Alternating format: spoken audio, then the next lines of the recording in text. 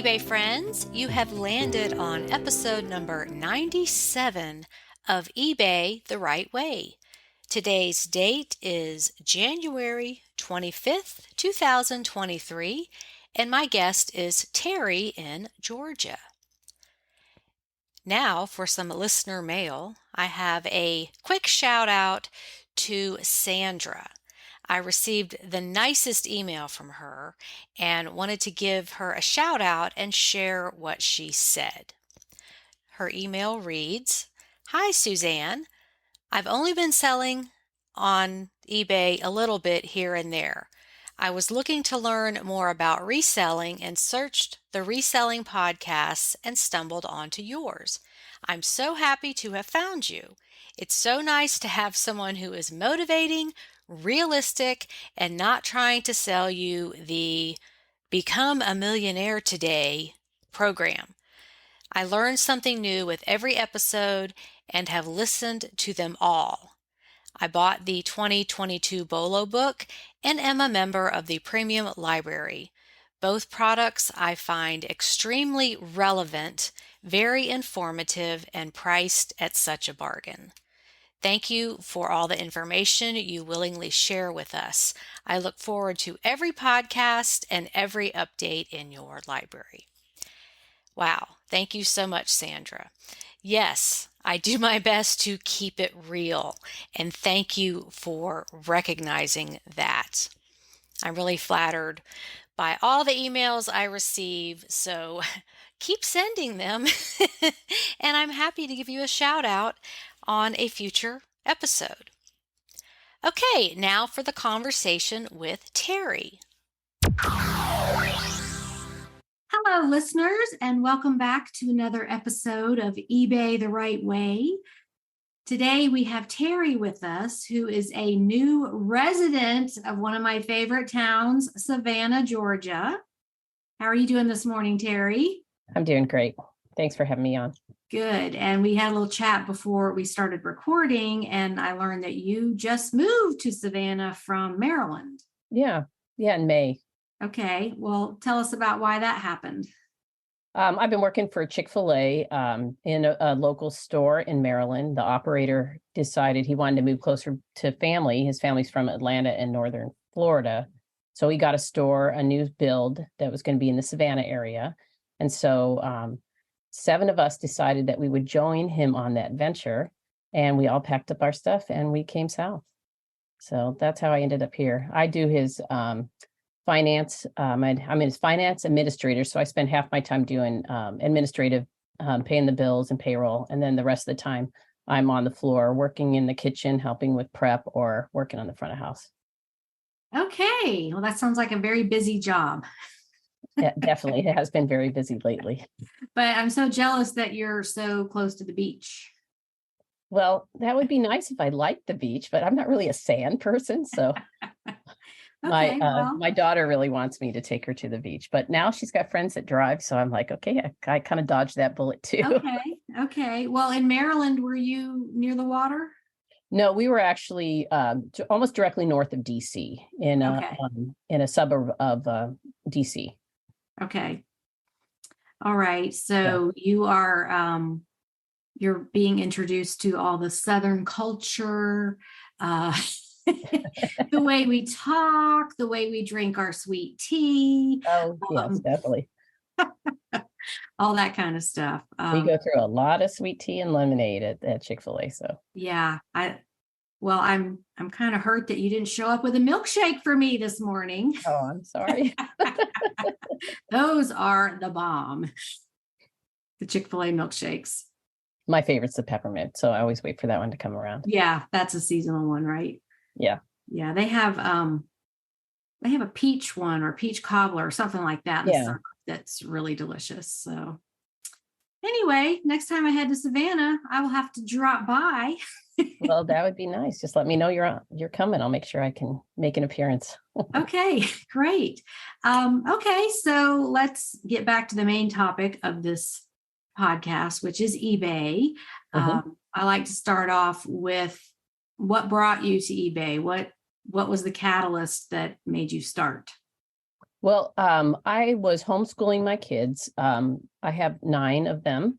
And so we were spending a lot of money on curriculum, and I was buying off of eBay. And then I thought, well, I could sell the usable stuff back on eBay to be able to get more money to be able to buy more curriculum. So that's how it all started. I was almost primarily just doing just books and curriculum. And but I've always loved a good deal, and I've thrifted since I was a little girl. So I grew up in a large family also, and I got used to wearing used clothes or hand-me-downs a lot. So thrifting just became kind of a natural part of my life. And so I would go to the thrift stores all the time to find good deals for my own purposes. But then the idea of like flipping it for a good profit also kind of appealed to me. So I started doing that. And it just kind of kept growing from there. And not to the point where I was like envisioning doing this full time, but just as a way to supplement my income, to pay for my curriculum, to buy extra nice things, have extra money. And it just seemed like I kind of had a knack for finding these really obscure things and turning them into a profit. So it just has kind of built. Then the other catalyst was a couple years ago.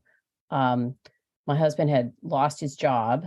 They had outsourced his whole department to the Philippines. So we were without income for a while, and I just kicked into high gear, and I just started. I had probably at one point I had about 1,200 items in my curriculum. In my store, and it wasn't all books anymore. It was just about everything. I kind of tend towards hard goods and books, something that's easy to ship.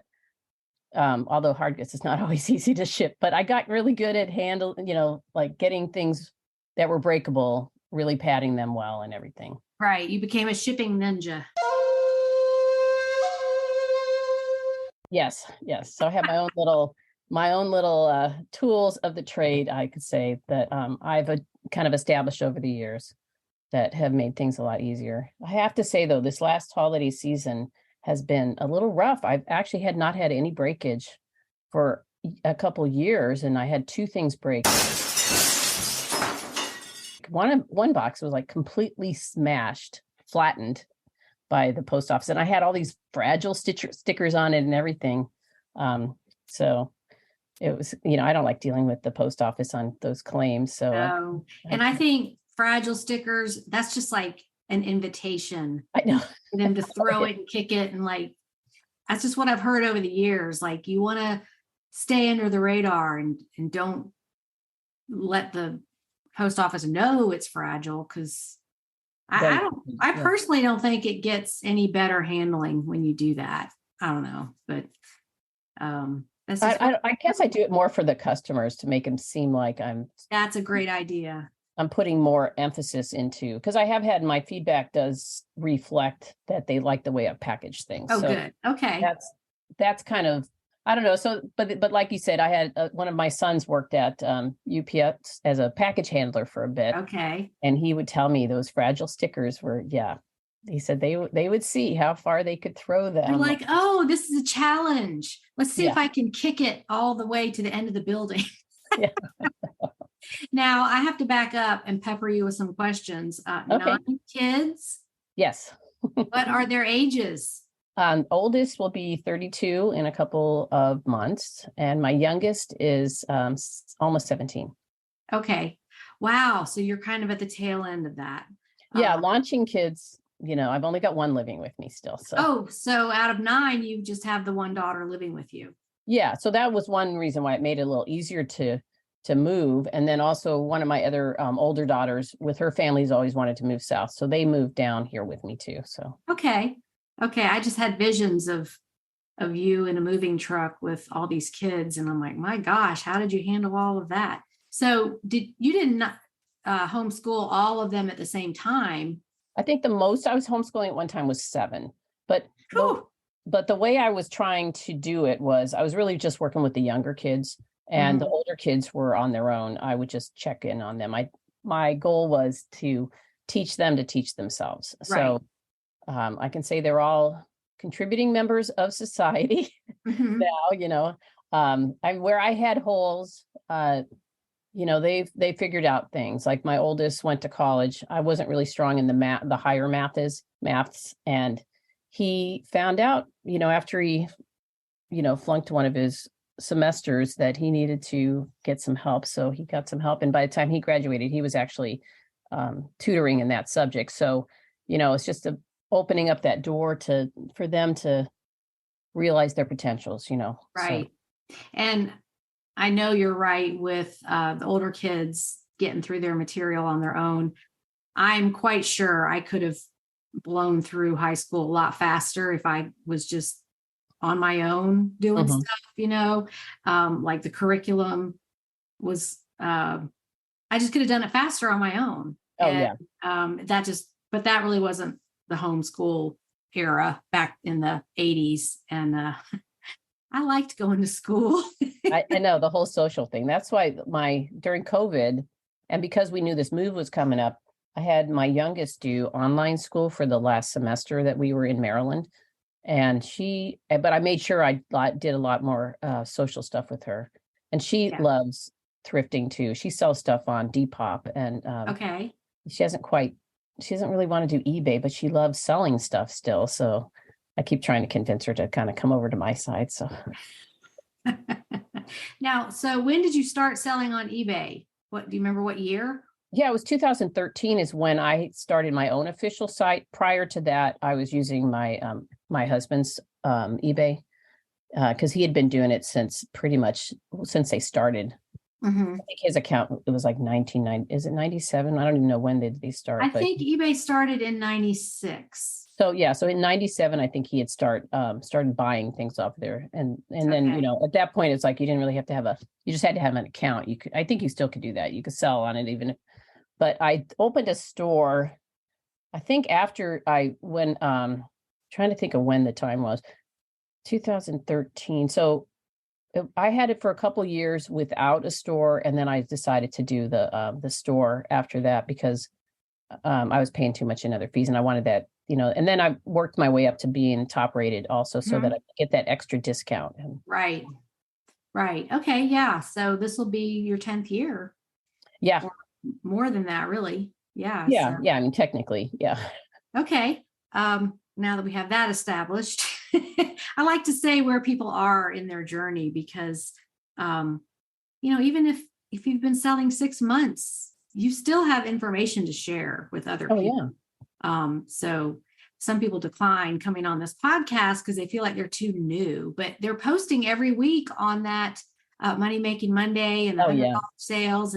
And they'll say, listeners, I want you to hear this. They'll say, I haven't been selling long enough. And I'm like, but you're posting all these sales. So obviously, enough to do that. A lot. Yeah. Yeah. And I think having newer people encourages other people who are new or haven't started yet. Like, yeah, I can do this because it is kind of intimidating when you say, yeah, I've been selling 10 years. But there's a lot of changes on eBay to keep up with, and it's not the same as it was 10 years ago. Definitely not. And the people coming into it new now have so many more resources with Facebook groups and the online eBay for business through Facebook. You get so much better answers. Have you ever used that? I have, because it's so frustrating to try to get a live person if you try to call up or anything. I don't think they're doing the 800 number anymore anyway. Oh, really? Yeah. So, I've just been using eBay for business on the messenger. It's nice. I kind of have, it down. So I know I have to give the certain information in order to get, for them to help me. And they've taken off like, I've had some where I like out of stock. For a short amount of time, I was selling Amazon, FBA, and Facebook. So I had a third-party lister listing them on both platforms at the same time. So I ended up having items sell on Amazon like months prior, and then all of a sudden sell on eBay when they should have been pulled from the inventory. So Amazon for business, eBay for business, through Facebook had helped me get those cleared. So that helped me get back my my top rated sellers because so that's why I kind of stopped I was doing books for a bit. Since I had already a lot of history with books, I started doing the FBA, selling used books. Mm-hmm. That's really heavy, and it's hard you need a lot of time to source. I had somebody that was sourcing for me, and I was just paying her a portion of the profit, but and then still doing eBay on the side. The only problem is like now that I'm working full time, I wasn't working full time when I was in Maryland, because I didn't really need to at that point. So here I need to work full time because I ended up buying a house. So I needed to be able to make sure I had that steady income, because, eBay does ebb and flow with the season, and then also, your availability of finding items to sell. So, and then just the whole adjustment period of just being here. And I was thankful that my daughter and her husband and my grandkids moved down too, because that just gave me somebody else to know. And we have met a lot of people too. So that's been really nice. Well, I guess we moved around the same time. I moved in September, and this is being recorded in early January. And, it is a process. Getting your car transferred, getting your license, getting, all your insurance stuff done. It really takes about 2 months. Yeah. With all these different tasks every week, things you have to do to actually be settled. So, it's worth it, but, oh, yeah. You say, oh, I'm just going to move up the road 3 hours. Yeah, it's close, but, you're in a different county and all that other different state, and everything's different. So, I'm through all of that finally, but I feel you on that. Now, did you downsize before you moved? Yeah, we had my marriage kind of fell apart about a year and a half ago. So my daughter and I moved to an apartment. So at that point, we had I basically took only what I wanted, and I left everything else, which was very nice. And that's one way to do it. I know. I know my ex-husband said, are you going to come get any more of this stuff? I said, no, you can do whatever you want to. That's okay. You can take care of it. So I had already downsized. I'm not a true minimalist, but my daughter, not my youngest daughter, but my daughter that moved here is, so she has helped me kind of realize, and I do watch a lot of people on YouTube, so I've got my organizers, my minimalists, and then I've got my eBay people that I watch on a pretty regular basis. So very helpful to just kind of keep plugged in there. Plus I just didn't want to take so much stuff and try to stuff it into a small house. So we'd already been in a 1-bedroom apartment that was it was 1,000 square feet, but it was still just a 1-bedroom. So we had already downsized quite a bit to get into that. And then when I was getting ready to leave, it was like, if it didn't fit on the last few things we got in there, we were like, yeah, we're not taking this, we're not taking that. So we had somebody there that was taking everything that we didn't. So last minute stuff too. But we got everything in a U-Haul truck. I think it was like a 20-foot one. And my son, he actually moved down. One of my older sons moved down with us for a few months. He's recently moved to Pennsylvania. So he came down with us. So he helped us get settled and got stuff done in the house. And, so. It's good to have a helper on hand like that. Oh yeah. Yeah. And he's a plumber. So he was able to, he put a water softener in for me and, fixed his shower head, did a bunch of stuff. So good. So that was kind of nice. Okay. So as far as your eBay inventory, did you downsize that? I had a big sale and sold a lot of it before I left, kind of like what you did. I did follow. I remember those videos that you had put out about what you were doing, getting ready to sell. So I just really got rid of stuff, tried to sell as much stuff. And I actually ended up pulling a bunch of like really old inventory out and just donated it.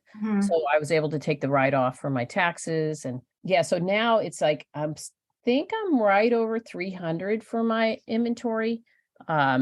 And I did bring all my shelves. I have a 2-car garage, so I do have enough room to put more. And then since my son moved out, I have a 3-bedroom house. One of the rooms I've totally commandeered for my inventory, my doing my picture taking and You do need a dedicated space for all that stuff, storing Yeah. inventory, taking pictures, your shipping supplies, all of Mhm. that. It's very helpful to have a dedicated space. But you have to have boundaries. Like there's something called inventory creep.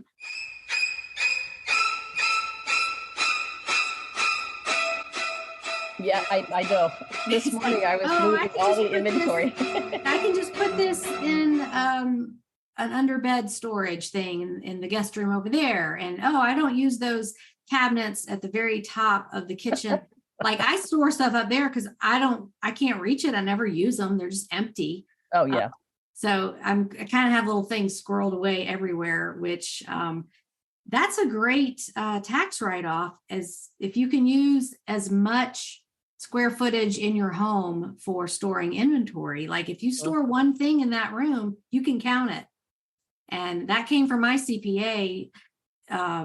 She's like, yeah, store stuff in every room, then it can be counted for business. So I did have my storage, this apartment, they had a storage area. This couple had remodeled their basement. This is the one in Maryland that I was living in. And the space was a beautiful apartment, 1-bedroom apartment, but they had these 2 other huge storage areas in the basement of their house that they hadn't refinished. They didn't want like a lot of people living below them. So they had thought, 2 people, a 1-bedroom apartment. And so I said, well, what's behind this door when I moved in? They said, oh, it's just our storage area. And I said, they weren't using it either. The stuff was sitting in there and it was like mostly empty. And I said, could I just use like half of this space? And the only problem is every time I'd open the door, it would set off they had like a motion thing.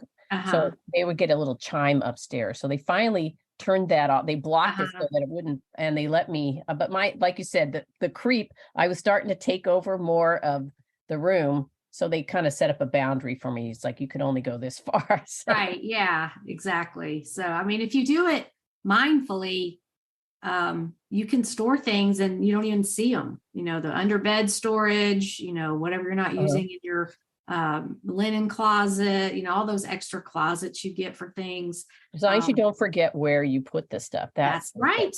Yeah, you need like a roadmap to where everything is.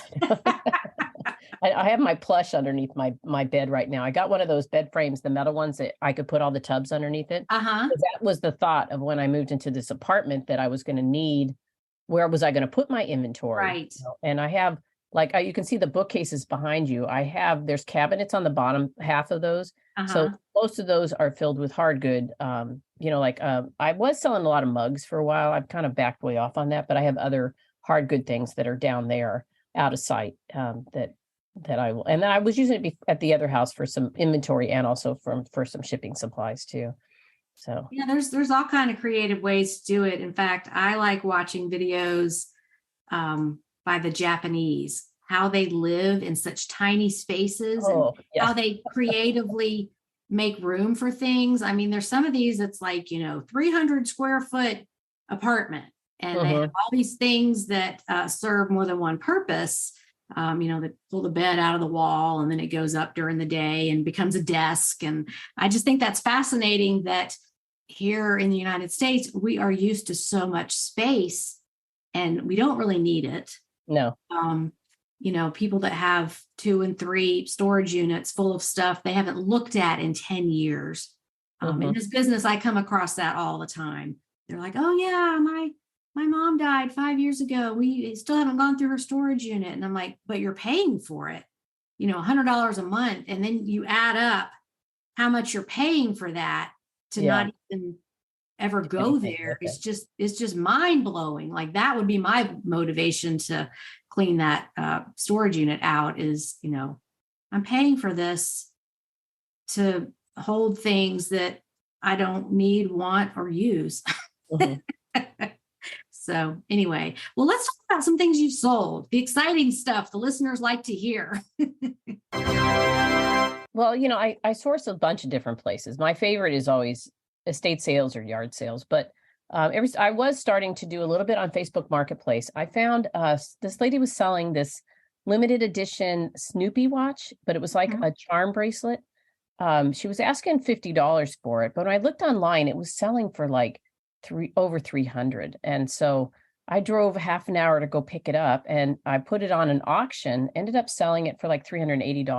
But it was like a quick flip, but it was one of those things that was like so unique because it was only so many of them made. And Mhm. some stuff like that was really fun. Facebook Marketplace, I found a few kind of good things like that. I actually sold just recently. I think I actually put it um, on the Money Making Monday, where I sold I got a climbing mat.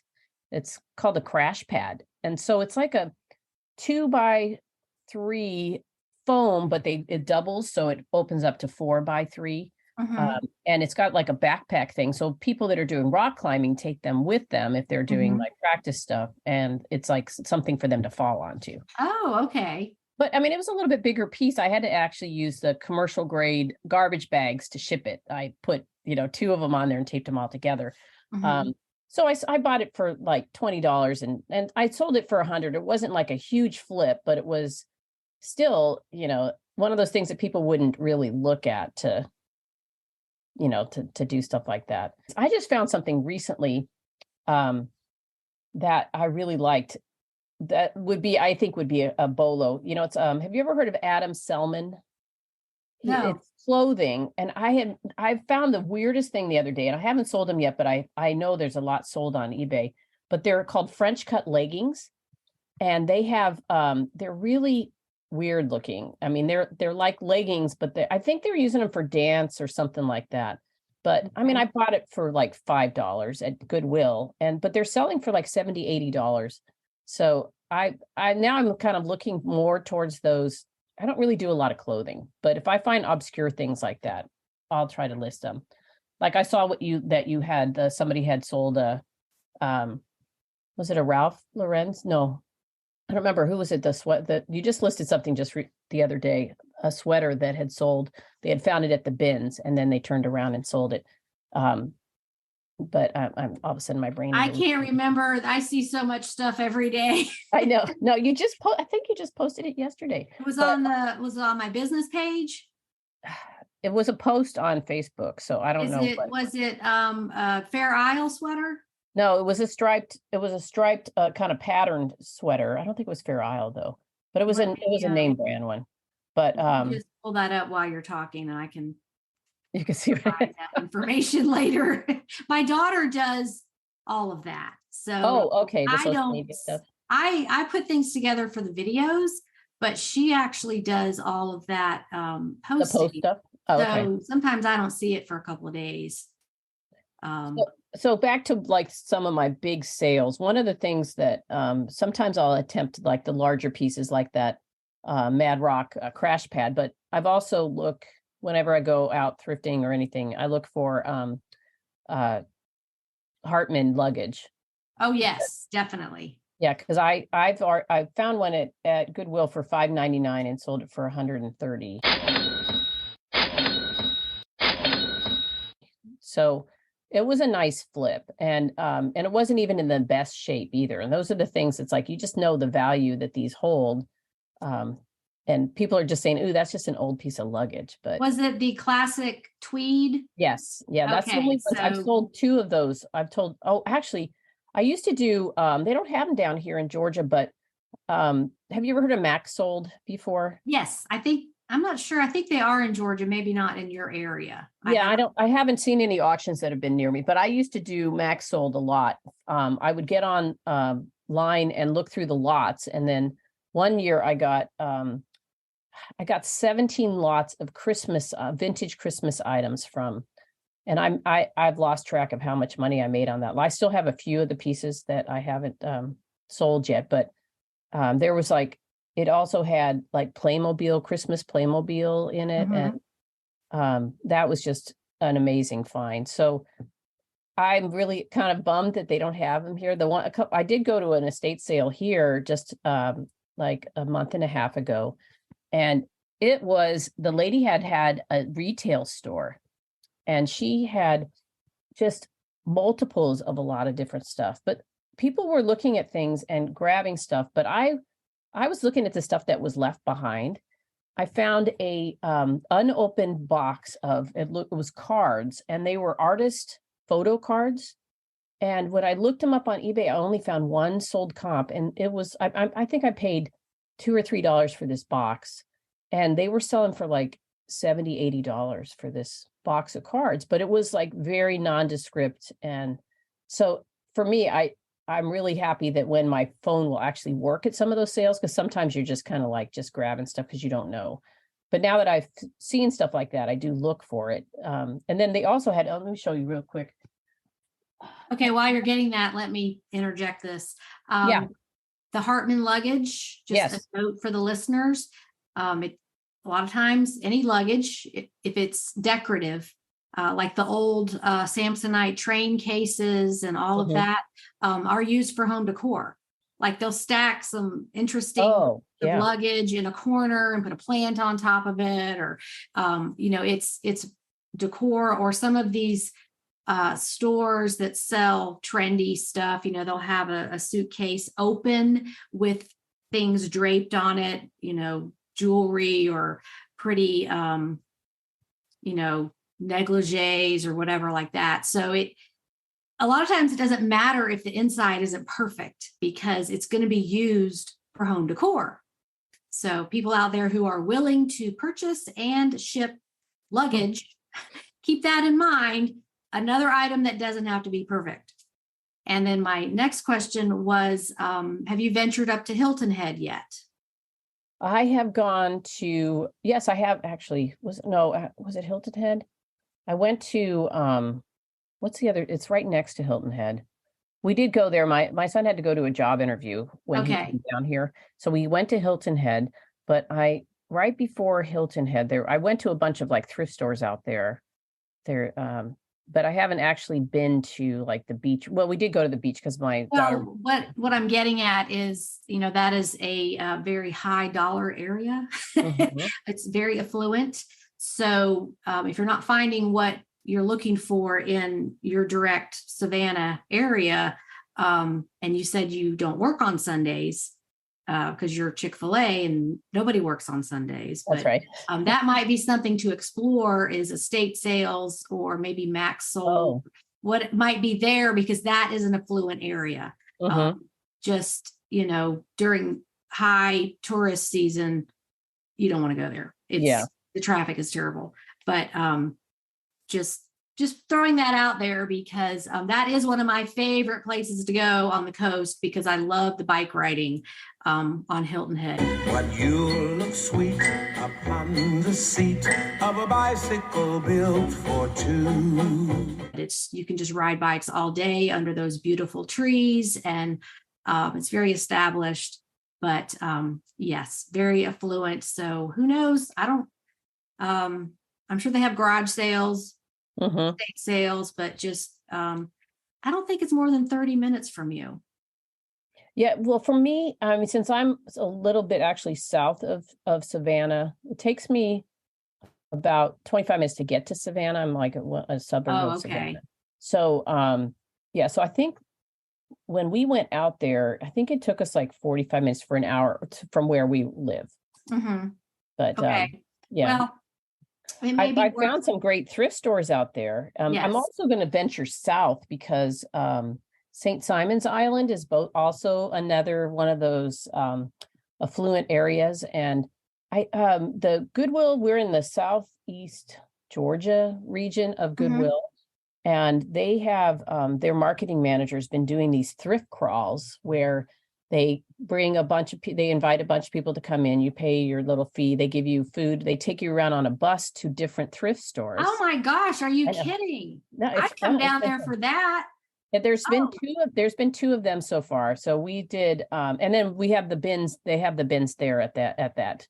It's not as big a bins as I've seen in some of the videos of people that I watch, but it's still a bins, and I've found some pretty nice things there.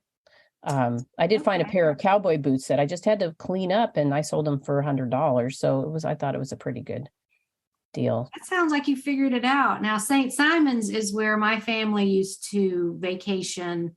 Oh, really? When I guess it was in the 70s.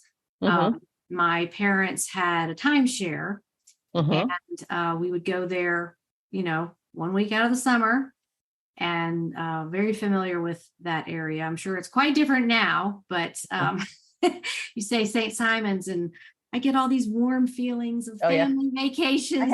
I haven't been there yet.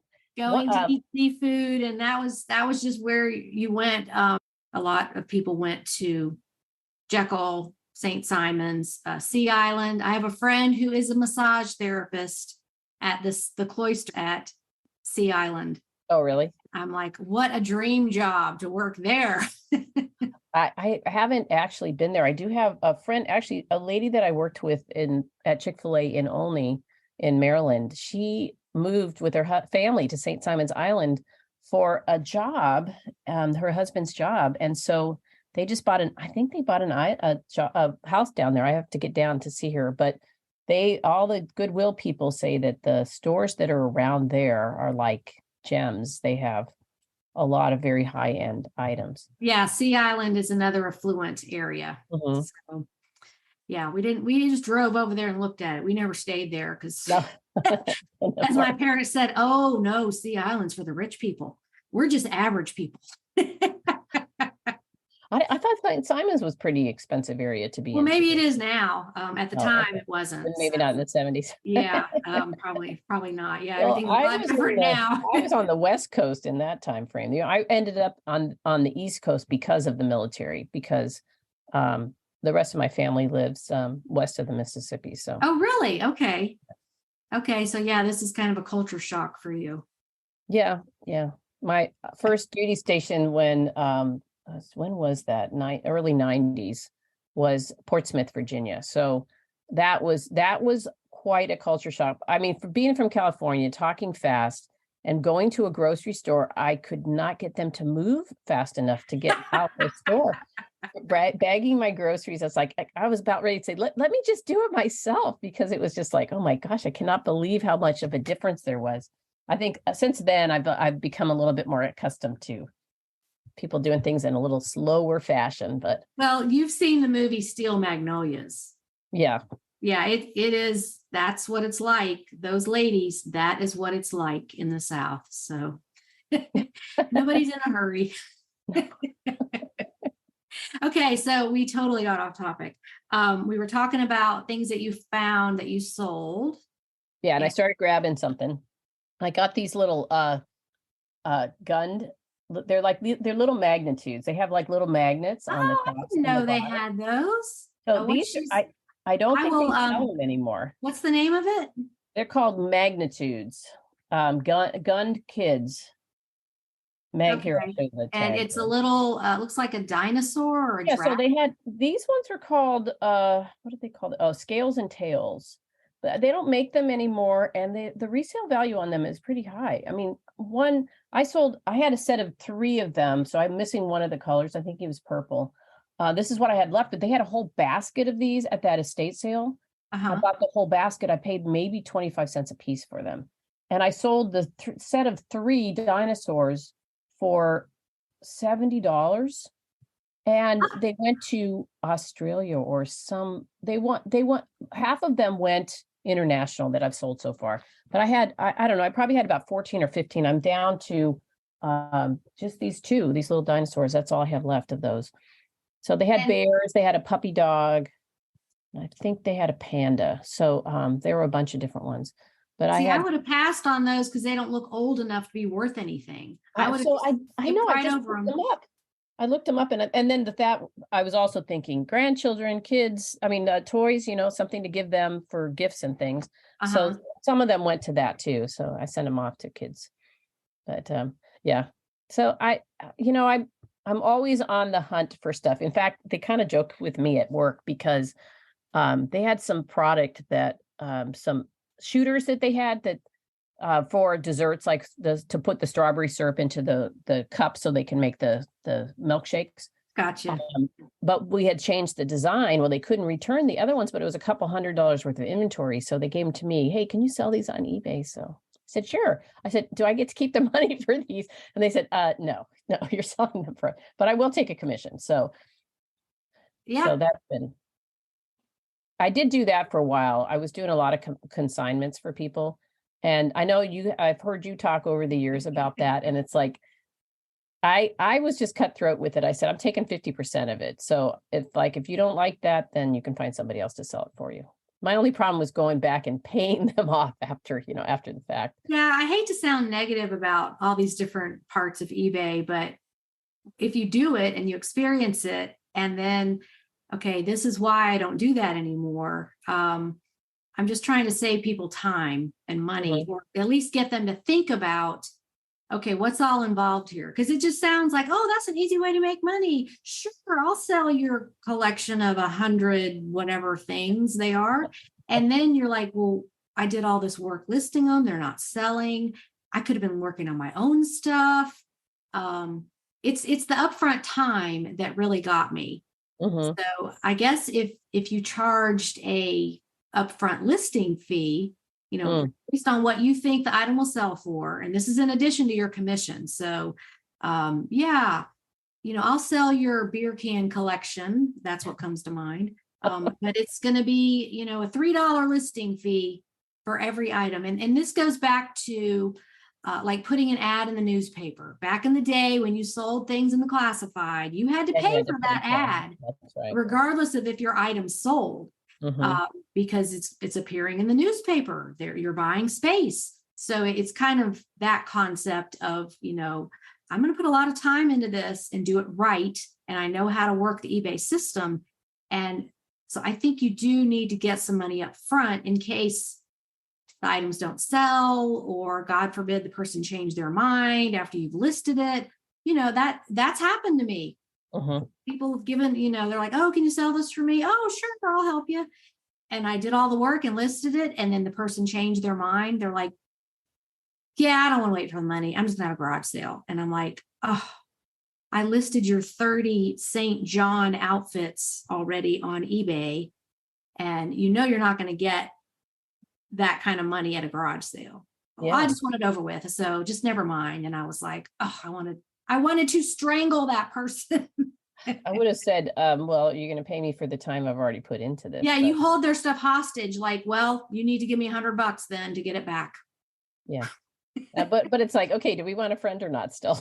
I know. And that's the problem is before you go through it, you don't realize that it can affect friendships. People always think their stuff is worth more than it is. Oh, yeah. They think it's going to sell faster than it does. And then you got to wait for that return period to be over. Make sure it's not coming back before you get I told him it had to be a good 30 days before. I told him I wouldn't pay out till at least 45 days at post. But it was like in working part-time, trying to list more stuff, and then trying to manage all this too. And then doing the Amazon at the same time. That was just like, it got to be like, but the one nice thing about moving here was that I had to close it all off in order to move. So I was able to catch up with everything. Right now I have to catch up on I have a couple things that I brought with me that I still need to sell. But that's not, I don't know if that's going to happen anytime soon. Okay. Well, any other memorable sales that come to mind? Because you post a lot on both the regular Money Making Mondays and the $100 ones. Yeah, I sell clothing sometimes, but it's mostly like, it'll be like jackets. I do a lot of shoes. Shoes are easy to flip, and I haven't really had a high return on those either. So that's been nice. And if I've started doing one of the ladies I follow on YouTube, she does a lot of clothing. So I'll find brands that are like worth a lot more, and I will go ahead and I'll look for those. Like at one point, I'm still looking for the Levi's with the capital E, Yeah, the big E. Yeah. And I was telling somebody about that the other day. I haven't found one. That's one of my holy grail things too. But like even the hats, and I know I think I passed this one on to you. Women's hats. Eric Javits. Yeah, Eric Javits. Yeah. So, that was from you? That was from me. Yeah. Yes, you did. You did pass that on to me, and I put that in a video or because I remember seeing that. Yeah. And then lo and behold, 2 years later, I found one, and I think it sold for over 150. And it was a $3 straw hat. And I never would have given it a second look if you hadn't told me that. I found like 3 or 4 of them in my career so far. So I always look at the straw hats before I leave. store. And yeah, because they don't know what they have. I also look for those because there's a lot of um, you know, fancy church people wear fancy clothes to church down here. They dressed up a lot. So a lot of times I'll find those really fancy hats at thrift stores too. Mhm. I look at them most of the time. By the time they get there, they're not in the best shape. So I'm not going to buy it because of condition, but I'm still looking for one of those. And I look up all those brand names too, because they spend a lot of money on those hats. Mhm. So those are the kind of things I kind of find those sleepers. Oh, I also found um, Pecolinos, the shoes, Piccolinos, P-I-K, Piccolino. Yeah, I think that's anyway, those they're kind of obscure looking shoes. They're mostly women's sandals and or slip-on type of loafer type shoe. But Mhm. I bought 2 pairs at the thrift store. I think I paid $6-7 for each pair. And I sold the first pair. They were a turquoise slip-on shoe, kind of decorative. I think they're made in Italy. And I sold those for $70. They were only listed for like a day or so. Yeah. Pikolinos. There's all kinds of different ones. There's boots and clogs and leather and So these were like a sandals. loafer that had like a top stitching on them that I found. And Okay, so yeah, I have never heard of this. Look at you are just full of great information.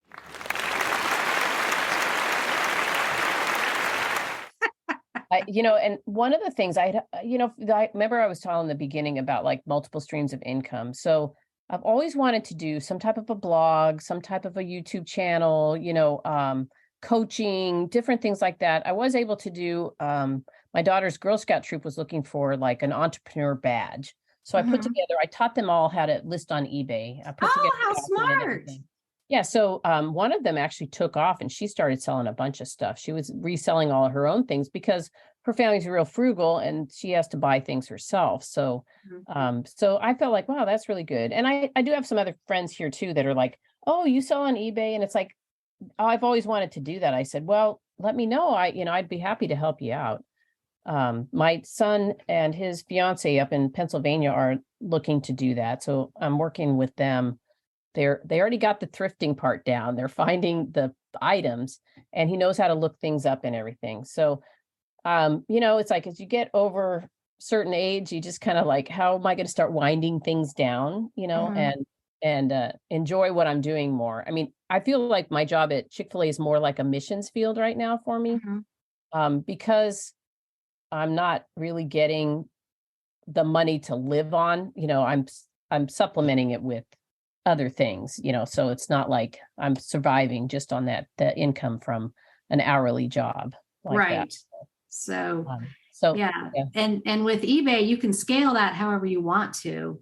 If you just want to focus on higher profit items, Mhm. if you want to hire people to help you get more things listed, there's all kinds of ways to scale eBay, which is why I've been doing it. This will be my 20th year in Really? March Wow. of 2023 will be my 20th year. Now, and you're still actively listing and everything Oh too? yeah, absolutely. I put out a video yesterday on YouTube about my 2022 recap. Like this is a personal thing I do. I Mhm. used to just write it down, like what did I accomplish in the past year? But I Uh-huh. started making it into a video because a lot of it is eBay related.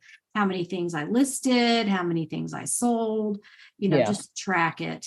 And so yeah, one of the points I made was that I have tried different ways of scaling the listing part, and it was just hiring the people, training the people, and then investing time in the people, and then 2 weeks later they don't want to do it.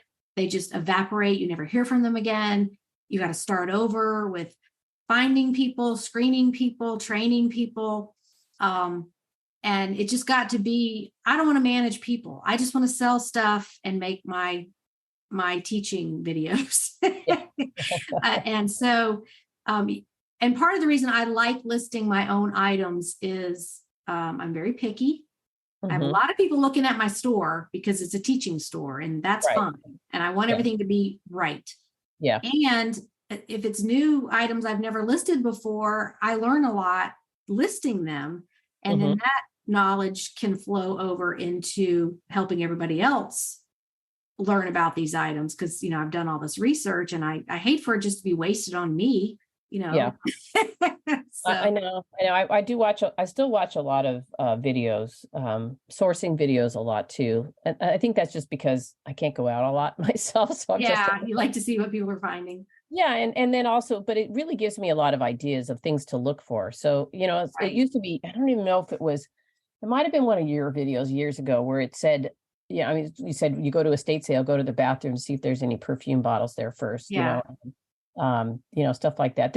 I'm not finding a whole lot of estate sales around here or nothing that's like close enough on a regular basis. I've only really found, I'm sure there's got to be more companies. So I found one company that I follow here that is, it seems like their pricing is really high, so I want to go one that it's 50% off or something like that. But like I was telling you, the one that I'd gotten these little stuffed animals on, I had so much stuff there. I couldn't walk out. I had to stack it in a spot. And I didn't even get through half of the inventory that they had there at that sale. So let's end with a question about what is your favorite part of eBay? Why have you stuck with it for so long? I think that's kind of an easy question for me. The hunt is always the favorite part.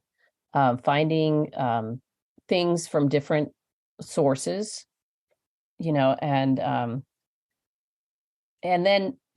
also like educating other people about it too. I think that's part of the whole thing because it's not like I'll share what I've sold. Like, remember I told you about that the Snoopy watch that I'd found.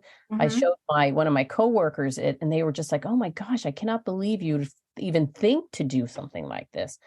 And so it's it really is it's more than just a hobby. It's kind of like a passion, I would say, to just find that the next best deal.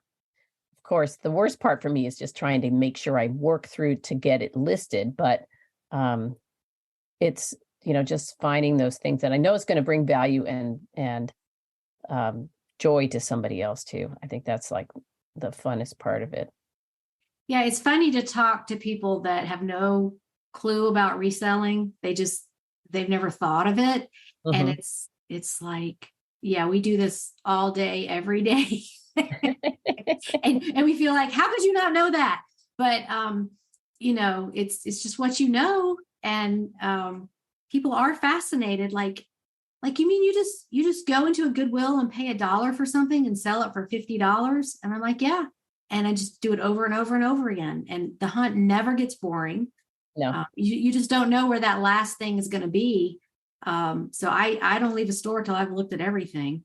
And if they've been putting things out, I go back to that section if I've already looked through it. Like, well, what did they put out that wasn't here before?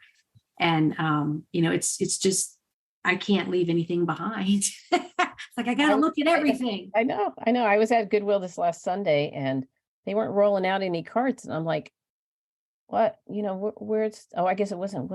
Was it? Well, I guess it was Sunday, but it was like, what? Why aren't you rolling any carts?" Because, well, we just got the day after Christmas. They had a huge sale. They actually gave the first 25 people in each of their stores for the whole region got a gift certificate. Really? Yeah. So they said, and then the stores just got totally obliterated. Everybody, they just bought all kinds of stuff.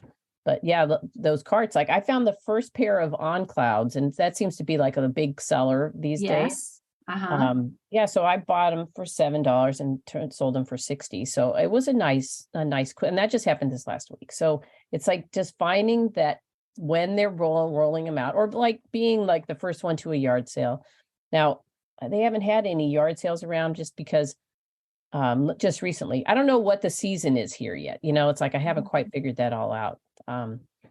Because it's so hard to go out when it's really, really hot. If I go out early enough, I can still make it to work on Saturday. I'm not working every single Saturday, but that seems we had all this crazy weather in Georgia with 12 degrees and then rain and tornadoes, and I don't know. It might just be when the weather's nice, there might be some sales. I know. So I'm keeping my eyes open and trying to, I don't have any delusions that I'm going to be stopping this anytime soon. So something Yeah. happens to me, my daughter that moved here with her kids, she had an eBay business too. She still does it, but she's just had a baby, so she's kind of like, but she was just talking yesterday. She goes, "Oh, Mom, I got a bunch of stuff I need to list," so she's gonna get moving on it again too.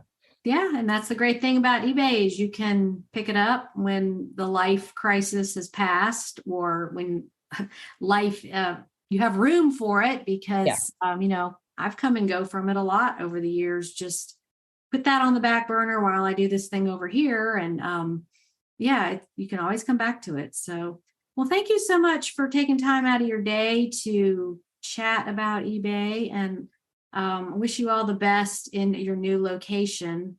There's a lot of great things down there. Just prepare for July and August. It's going to be very hot. Well, we were here for this last July and August. Oh, that's right. Okay. We got, so that was, thank God, although it's so cold in Chick-fil-A that I have to dress like I'm going to a winter location.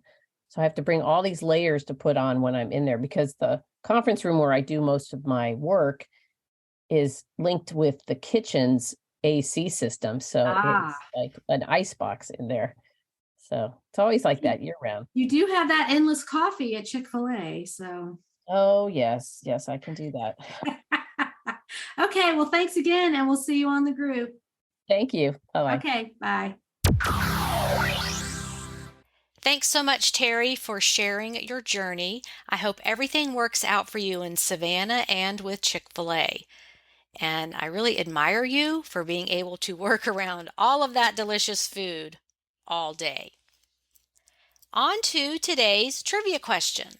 Something you may never have thought about. Why do doors in public buildings open outwards? Here are a few seconds to think about it.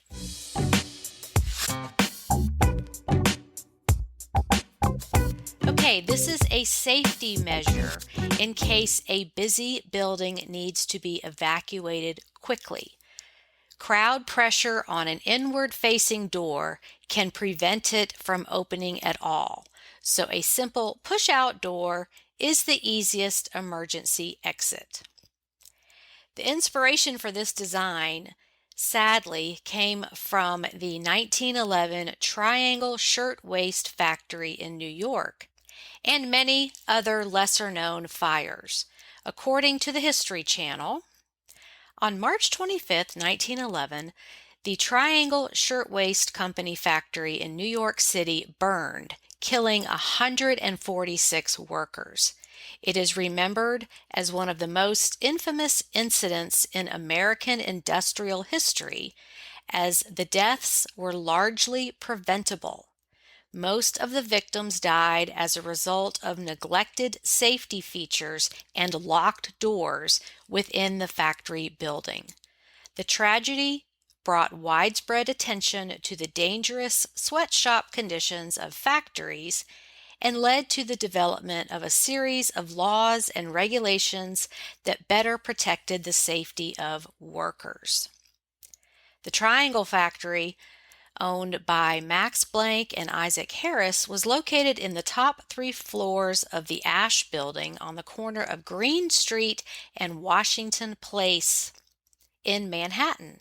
It was a true sweatshop, employing young immigrant women who worked in a cramped space at lines of sewing machines. Nearly all the workers were teenage girls who did not speak English and worked 12 hours a day every day. In 1911, there were 4 elevators with access to the factory floors, but only one was fully operational, and the workers had to file down a long, narrow corridor in order to reach it. There were 2 stairways down to the street, but one was locked from the outside to prevent stealing, and the other only opened inward. The fire escape was so narrow, it would have taken hours for all the workers to use it, even in the best of circumstances. Another detail, the doors were locked to keep out union organizers trapping the workers inside. There were many other factory fires, and I don't mean to minimize those, but the Triangle Shirtwaist Factory received the most attention. Doors opening inward became a major factor, resulting in deaths in factories and other public buildings. So, if you weren't aware of this, now you know, and you'll probably notice this design feature in public buildings as you go about your daily life. Okay, next week, my guest is Nikki, who is an environmental scientist in Alabama. She and her husband are avid Pokemon enthusiasts, although she sells anything that will bring a nice profit.